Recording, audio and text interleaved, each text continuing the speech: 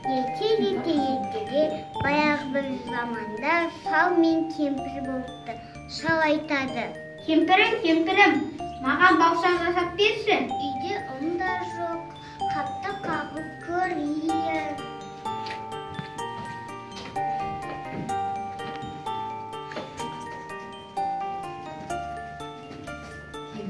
Кемпір бауырсақты сусын деп терезенің алдына қойып қояды. Іші пысқан бауырсақ орманға қарай домалап кетеді. Домалап келе жатып, алдынан жігіт пен қоян шығады. Бауырсақ, есені жеймін. Жемес, саған өлең айтып берем. Ал айтамын. Бауырсақ жуылған, атайдан да құтылдым, мәжеден де құтылдым. Қоян сенен құтылдым, қиын емес болмағын. Ағай домалап келе жатқанда, кезек пен алдынан қасқыр шығады.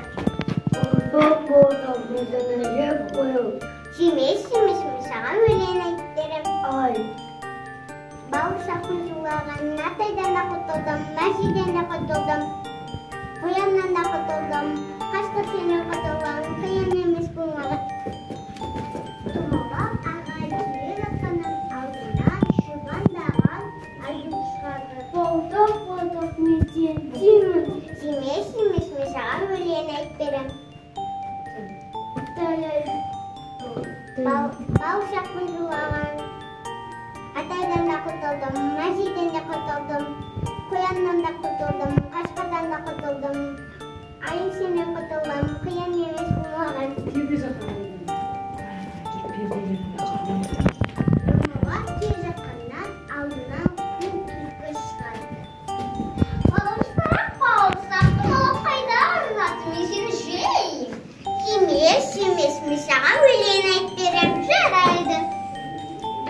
Бауырсақтың жуылған, атайдан да құтылдым, мәжеден де құтылдым, қояннан да құтылдым, қасқырдан да құтылдым, аюдан да құтылдым, түлкі сенен құтылдым, қиын емес болмаған. Бауырсақ, мен қартайдым, құлағым естімейді, тұмсығым ұшыма тұрмайды. Бауырсақтың жуылған,